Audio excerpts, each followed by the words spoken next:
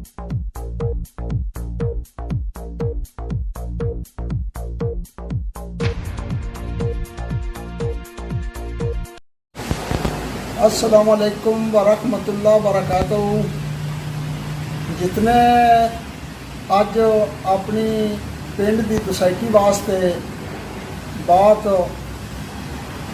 करन लगा, जे कोई विच गल गलत हो गई तो वही मादरत पहलों करन लग्या इंसान है, मतलब कोई मूँह चो गल ऐसी निकल जाती जिद नाल किसी बंदे की दिल आज़ारी होती है। जिहड़ी साडी कमेटी पिंड की ओवरसीर पाकिस्तानी जितने असी भाई मुराले दे रहन वाले हाँ बाहर, सारियां दा मैं बहुत मशकूर हाँ, शुक्रगुजार हाँ। बहुत अच्छियां बातां करदे हो इस टाइम, तो बड़ा दिल खुश होंदा है। ते मेरी कोई आदत है वह झूठ नहीं मैं पसंद करता बिल्कुल ना, मैं मारना तो मारने वाले नाल भी मेरा दिल होंदा सलाम दुआ भी ना रखा, ये भी तुहानूं मैं दस छड़ा। सारियां ने कोने मेरे को मैस विच कोने सुनींदे ये फालतू गल जे मैं कदी कदी मतलब सुनता जे वेला नहीं हुंदा कम्मे तो कुछ लाकडाउन टुक्के तो बड़े रुझी आई, मतलब टाइम नहीं हुंदा कोल, इस वजह तो मैस विच सारियां दे जिहड़े ने वो नहीं सुने जाते। कदी होया मैं सुन लवां नहीं तो कम्मे विच ते कम ते आ जाना तो बिजी हो जाइदा कम विच, ते ओहदी ते मैं मादरत खां।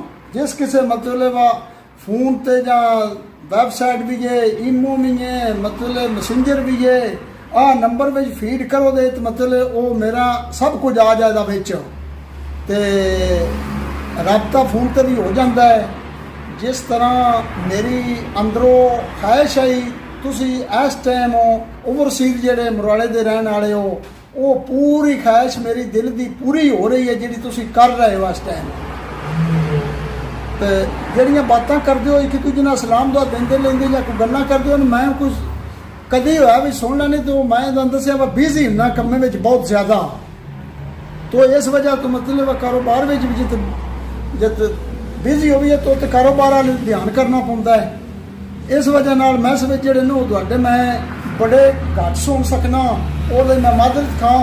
जे कोई गल करनी होवे तो फोन तो मेरे नाल कर लई, ईमो कर लई, मैसेंजर ते कर लई, मतलब ते ये कब्रस्तान की तुसां मतलब जिहड़ी गल मैं कीती है, ये दो त्रै इशू जिहड़े मेरे जहन विच आन, मेरे दिमाग विच ते मेरी दिली ख्वाहिश विच आन, वो इंशाअल्लाह तुसां वो बात भी करनी शुरू कर दी है, ते अमल भी इंशाअल्लाह मतलब अल्लाह के हुक्म ना मदीने वाले दे सदके अमल भी हो जाना है।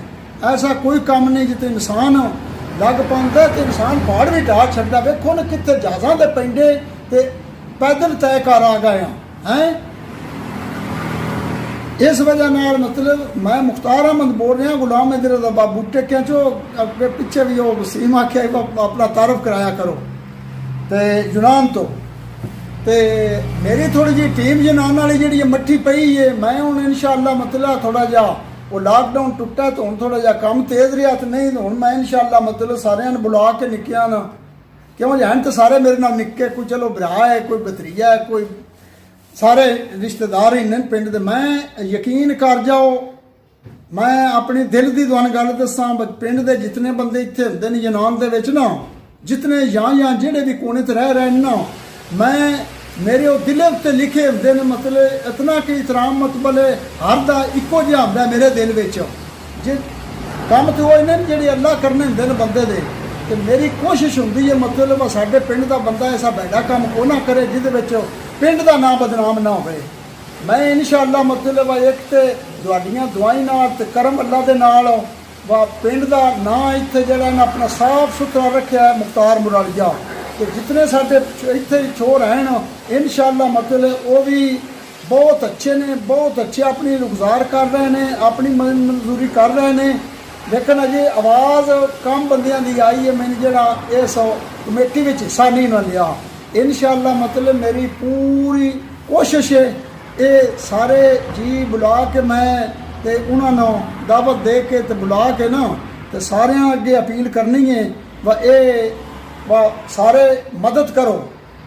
ये कब्रस्तान की जी ज़मीन है ये मदद करो सारे, मतलब ते सब तो ज़्यादा ਜਿਹੜੇ ਬੰਦੇ ਕਾਰੋਬਾਰੀ ਨੇ ਬਾਹਰ, ਉਹ ਮਤਲਬ ਚਲੋ ਦਿਲ ਤੇ ਸਾਰਿਆਂ ਦਾ ਵਗਦਾ ਹੈ, ਸਾਰੇ ਬੰਦੇ ਬਹੁਤ ਹੀ ਕੰਮ ਕਰ ਰਹੇ ਨੇ। ਕੋਈ ਬੰਦਾ ਐਸੇ ਮੇਰੀ ਨਜ਼ਰ ਵਿੱਚ ਨਹੀਂ ਜਾਂ ਮੇਰੇ ਦਿਲ ਵਿੱਚ ਨਹੀਂ ਜਿਹੜਾ ਕੰਮ ਕਰ ਰਿਹਾ ਹੋਵੇ। ਕੰਮ ਸਾਰੇ ਹੀ ਜਿਹੜਾ ਨਹੀਂ ਪੈਸੇ ਦੇਖਦੇ ਉਹ ਵੀ ਕੰਮ ਕਰ ਰਿਹਾ ਹੈ। ਇਹਦੇ 'ਚ ਮੈਂ ਨਹੀਂ ਤੇ ਖੁਸ਼ ਹਾਂ।